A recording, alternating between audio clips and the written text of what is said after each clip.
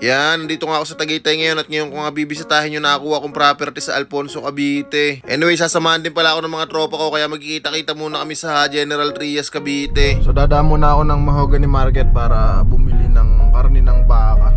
Bali, nag-stop over nga muna ako dito sa public market ng Tagaytay yan para bumili ng karne ng baka kasi mag-overnight camping din kami doon sa lupa na nabili ko. So goods na ulam nga to kaya bumili ako nitong 2 kilong karne ng baka. Dumiretso na rin ako doon sa may tindahan ng gulay sa taas ng palengke para bumili naman ng mga Ricardo. So shoutout sa mga nanonood nitong vlog na madalas rin namamalengke dito sa Mahogany Public Market dito sa Tagaytay. So comment down naman sa mga taga-Tagaytay dyan. So from Tagaytay nga dumiretso naman ako dito sa Gentry, dito sa bahay ng tropa. Yan, pagdating ko ngayon nandirito na rin yung iba. Bali sila pala yung mga kaibigan ko sa Taguig yan, mga kababata ko rin, mga high school classmate. At sila ngayong makakasama ko doon sa pagbisita doon sa lupa. Mga na yung mga tropa from Taguig. So sa mga hindi po nakakaalam, sa Taguig talaga ako lumaki. So doon ako nag-aaral ng elementary, high school, sa college. Kaya karamihan ng mga kaibigan kong matatagal na taga Taguig. So yan, tamang food trip nga lang ako dito ng sapin-sapin bago kami umalis. Bali magmula nga dito sa Gentry, rerekta na kami sa Alfonso, Cavite. Pero syempre nag-stop over na rin muna kami sa convenience store para bumili ng mga kailangan. So bali kumuha lang kami dyan ng mga basic needs na kailangan namin doon sa pag-overnight camping namin doon sa nabili kong property. Bali naisipan ko na rin talaga mag-invest ng property na accessible sa Metro Manila kasi soon na magagamit din naman namin to.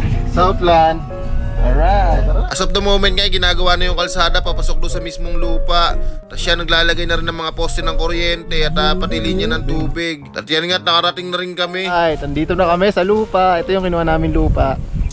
So very soon papatayon namin to ng meron kaming plano dito. And syempre, plano na namin ni Mrs. yun. So bali dito nga kami mag-i-stay hanggang bukas kaya napaka-raw camping lang talaga nitong gagawin namin kasi as of now wala pang source ng tubig at wala pa ring CR. Pero all good naman kasi mamalaking puno ng mangga. Kaya bago ang lahat, ayan, nag-set up muna kami na magiging campsite namin. Anyway, makalipas nga yung ilang minuto dyan, ayan, dumating na rin yung isa pa namin hinihintay, yung isa pang tropa, ayan, galing naman na Makati. So shoutout dito sa mga kaibigan ko to, ayan, maraming salamat sa pagsama sa akin dito sa trip na to. Sa ngayon, lupa pa lang to, pero very soon, pagka na-develop na tong property na to, talagang mas quality nang magpupunta dito. Medyo malamig rin pala yung simoy ng hangin dito sa lugar na to kasi napakalapit lang talaga nito sa Tagaytay, so mataas na lugar din to. Kaya ayos na ayos din sa ngayon tong lugar na to kung gusto mong mag-chill-chill lang, yan, tahimik. At dahil katanghalian tapat na yan at hindi pa rin kami nagla-lunch, kaya yan, nag-prepare na rin kami ng pagkain.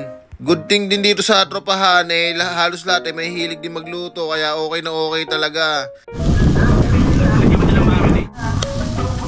Kaya yan, food trip muna tayo nitong barbecue yung dila ng manok. Ayan, first bite muna.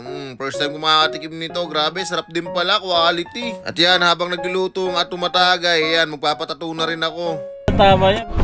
Kasi nga.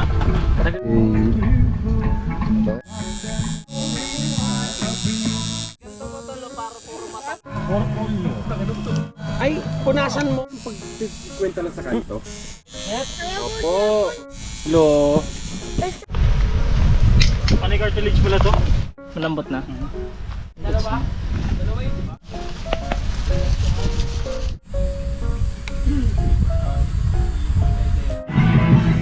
Sa akin yan. Away na naman. Quality. Ay no. Uy. Putok-batok. Ang nainit ang puto. Tayo.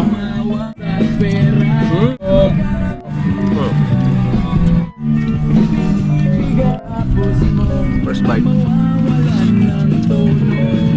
Alis. Natol. Uy. Sa jag mo. Ba. Saan ba yung yung hugas kamay? Lahat ng blue. Lahat. Parang jealous nga, tol. Liman. Di naman. Kal. Litid. See you, Lord. Timot yung kanin eh. Bitin pa eh. Kulang pa. Tanga na baka pag... Butas tol. Patuluyan sa kanya. Ito yung nag-highlight eh. Ayan nyo.